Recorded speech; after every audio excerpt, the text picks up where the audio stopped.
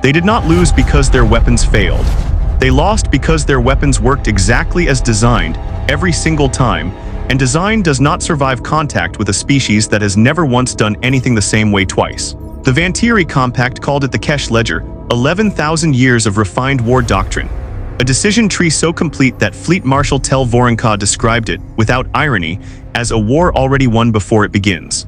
The ledger did not guess, it calculated. Every engagement pattern humanity could theoretically produce had already been modeled, weighted, and assigned a countermeasure.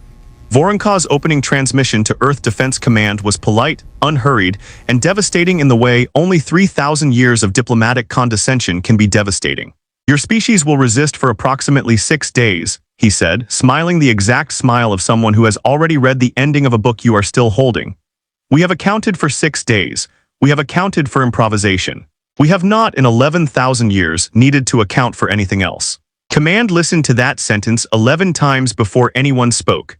The formal document that followed the transmission was worse than the smile. It arrived in flawless English, translated by a machine that had clearly been practicing on humanity's own diplomatic archive for longer than anyone wanted to think about. And it classified the coming war under a heading that took 3 analysts to confirm was not a mistranslation. Correctional engagement, Category 4, species believed capable of comprehension. Category 4 was, as far as anyone could determine, the lowest tier the Vantiri Compact bothered to name. Beneath it were categories reserved for things that did not require a declaration of war at all, only removal. They wrote us a compliment, someone in the briefing room said, not as a joke. They wrote us a footnote, Osai said when she finally saw the document, and their annoyed were loud enough to read it. Major Reina Osai was not in the room when it played the first time. She was 3 floors down, in a windowless office nobody visited, working through failure pattern models nobody had asked for. Her official title was Deputy Director of Combat Analytics, which was a polite way of saying she studied why plans stopped working, a specialty that had made her unpopular at every promotion board she'd ever sat before. 2 years earlier, she had submitted a paper arguing that Earth's defense doctrine should abandon centralized command authorization in live engagements.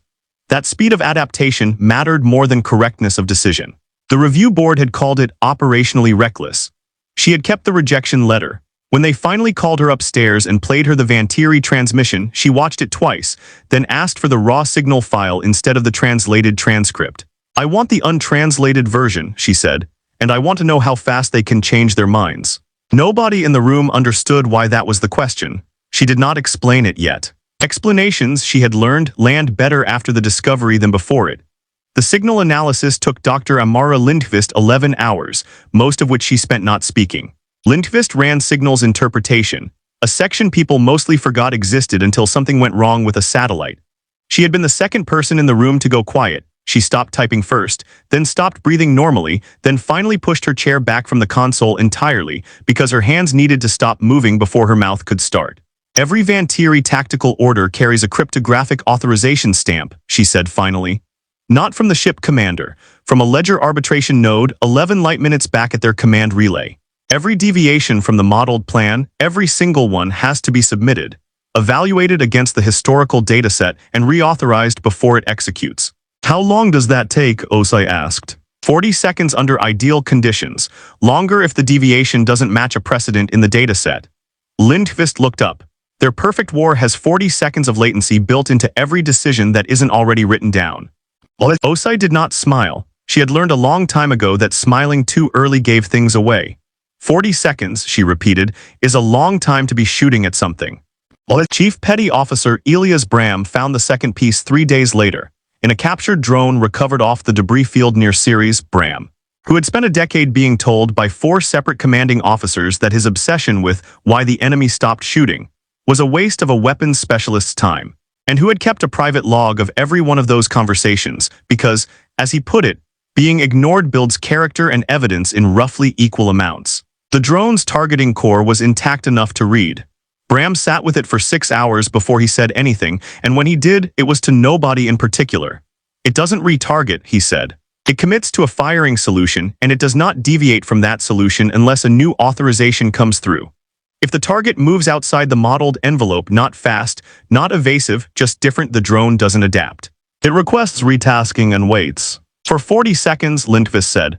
For 40 seconds, Bram agreed, during which it is doing precisely nothing. The third piece came from someone nobody had thought to ask. Lieutenant Priya Nair worked logistics modeling, which meant she spent her days predicting how long a supply chain could bend before it broke. A job so unglamorous that her transfer request out of the department had been sitting unread for 8 months. She had been given the Vantiri arbitration node data as an afterthought, mostly to keep her occupied, and she came back with something neither Lindqvist nor Bram had thought to look for. The arbitration node isn't just slow, Nair said.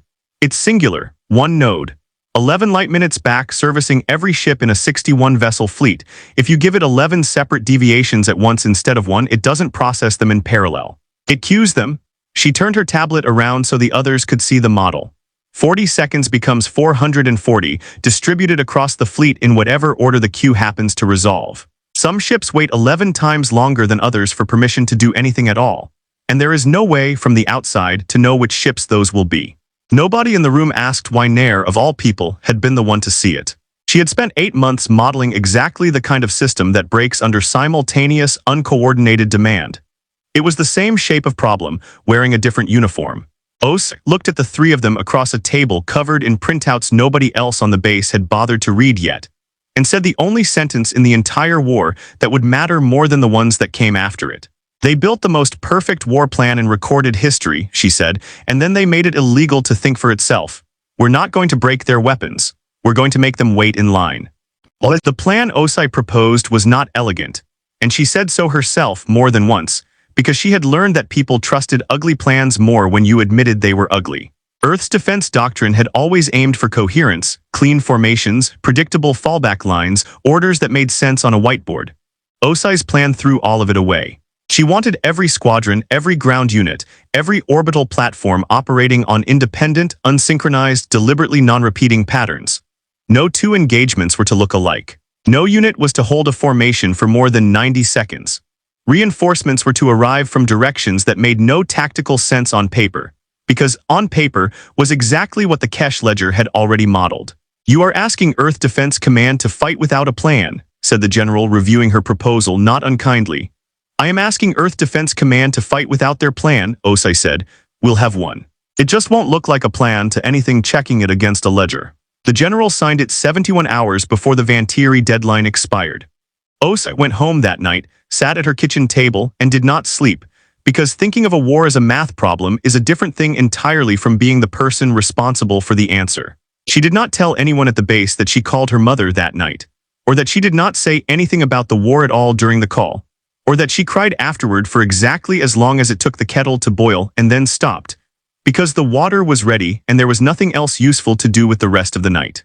In the morning she rewrote the deployment order twice, not because it was wrong, but because rewriting it a second time was the only thing that made the waiting bearable. Nair's numbers went into the final version untouched. Osai had learned a long time ago not to improve on a good idea just to feel useful.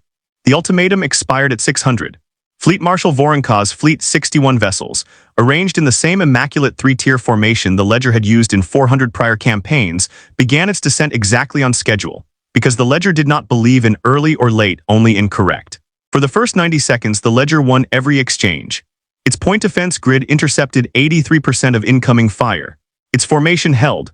Voronkov watched the opening minute unfold precisely as 11,000 years of doctrine had told him it would, and allowed himself, for perhaps the last time, the particular satisfaction of being correct. Then Earth stopped fighting the way the ledger expected Earth to fight.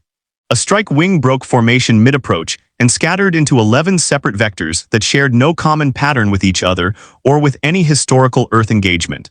The ledger flagged the deviation, queried the arbitration node, and waited. 41 seconds.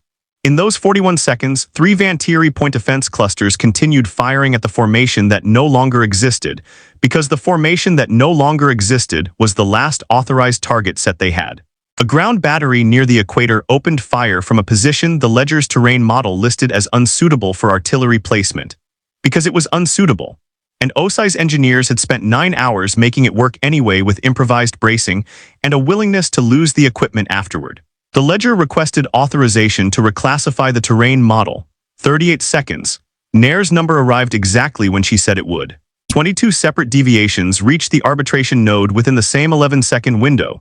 The strike wing, the ground battery, 4 orbital platforms changing altitude on no fixed schedule. a decoy convoy broadcasting a false heat signature that matched nothing in the historical dataset. The node cued them in an order nobody on Earth had chosen and nobody on the Vantiri side could predict. One ship's request for authorization to fire waited 9 seconds. Another waited 406. The two ships sat less than 800 kilometers apart, and for 6 full minutes neither one knew why the other had stopped shooting. Voronka gave the order to override the arbitration protocol manually, ship by ship, the first deviation from doctrine his fleet had executed in this war.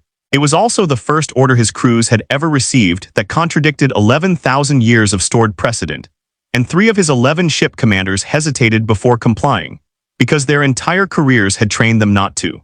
That hesitation cost him the flagship's escort screen. The battle lasted 9 minutes and 14 seconds. 22 Vantiri vessels were destroyed outright. 19 more disengaged and withdrew toward the outer system, not because they had been defeated in direct combat, but because their commanders, faced with a battlefield the ledger could no longer classify fast enough to authorize a response to, made the individual doctrine-violating decision to retreat and preserve their crews. Osai let them go.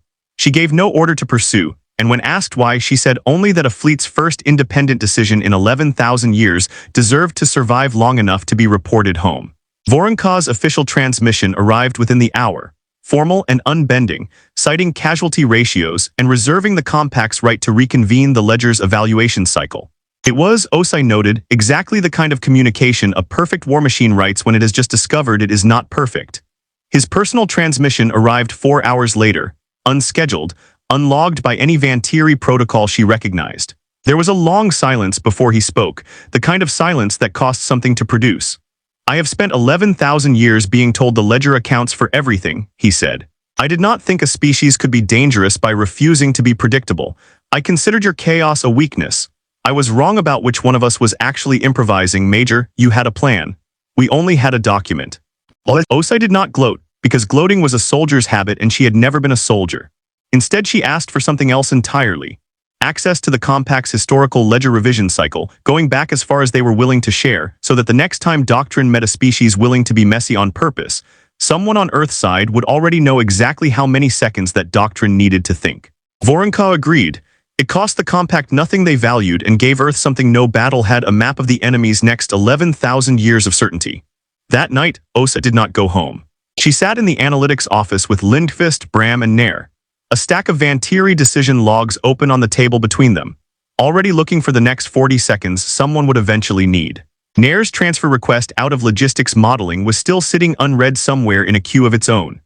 Osai found it, read it once, and set it aside without comment, because some questions answer themselves given enough time, and this was no longer one of them.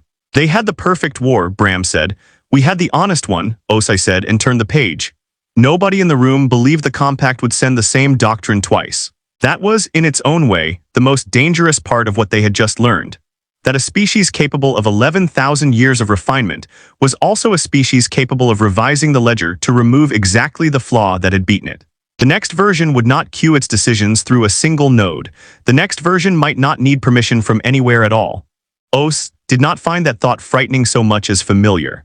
It was, after all, the same problem Nair had spent 8 months solving in a much smaller war, fought entirely over supply manifests and shipping delays that nobody outside her department had ever thought to call a war at all. Perfection, once broken, tends to get patched. What doesn't get patched, Osai thought, watching Nair annotate the decision logs with the same careful patience she had once spent tracking freight, is a habit of looking for the next 40 seconds before anyone hands you the order to.